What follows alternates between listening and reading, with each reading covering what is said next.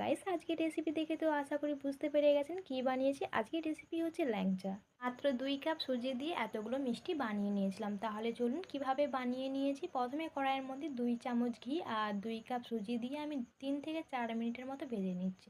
এটা বেশি লাল করে ভেজে নেওয়ার কোনো দরকার নেই। এরপর আমি এর মধ্যে দিয়ে দিচ্ছি 1.5 কাপ দুধ। এই দুধের পরিবর্তে আপনারা জল ব্যবহার করতে পারেন। এবারে সুজিটাকে সেদ্ধ করে নিতে হবে। এখন সেদ্ধ করে নেওয়া হয়ে গেলে এটাকে আমি নামিয়ে নিচ্ছি, আর এটাকে এখন আমি হালকা ঠান্ডা করার জন্য আমি রেখে দিচ্ছি। সেই ফাঁকে আমি চিনি শিরাটা বানিয়ে নেওয়ার জন্য 1.5 কাপ চিনি আর 1.5 কাপ চিনিতে আমি 2 কাপ জল দিয়েছি। এবারে কিছুক্ষণ ফুটিয়ে নেওয়ার পর ফ্লেভারের জন্য একটু এলাচের গুঁড়ো আর 1 চামচ ঘি।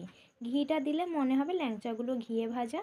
এবারে কিছুক্ষণের জন্য ফুটিয়ে আমি নামিয়ে নিচ্ছি। এতক্ষণে সুজিটি হালকা ঠান্ডা হয়ে গেছে। এর মধ্যে দিয়ে দিচ্ছি 1 চা চামচ ময়দা, 3 চা চামচ গুঁড়ো দুধ, সামান্য পরিমাণে বেকিং পাউডার। এখানে আপনারা চাইলে এলাচের গুঁড়ো দিতে পারেন। এবারে সবগুলোর সাথে ভালো করে মিশিয়ে নিয়ে একটা ডো বানিয়ে নেব।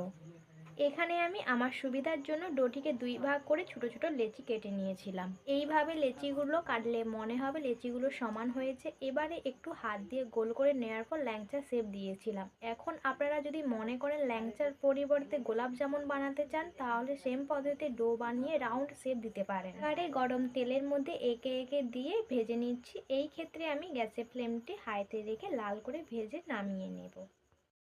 এবারে এখন যে চিনি শিরাটি বানিয়ে রেখেছিলাম তার মধ্যে ভেজে রাখা ল্যাংচাগুলো দিয়ে আমি 1 ঘন্টার মতো ঢেকে নিয়েছিলাম। তো এখন আমি 1 ঘন্টার পর ঢাকা খুলে দেখাচ্ছি। এটা পুরোপুরিভাবে এখন রেডি। যদি ভালো লেগে থাকে অবশ্যই বাড়িতে একবার ট্রাই করে দেখুন।